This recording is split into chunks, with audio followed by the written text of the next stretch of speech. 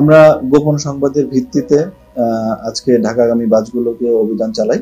আমাদের চাঁপাইনবাবগঞ্জ থেকে ছেড়ে আসা ন্যাশনাল বাসে আমরা অভিযান পরিচালিত করে আমাদের একজনকে সন্দেহভাজন একজনকে আটক করি।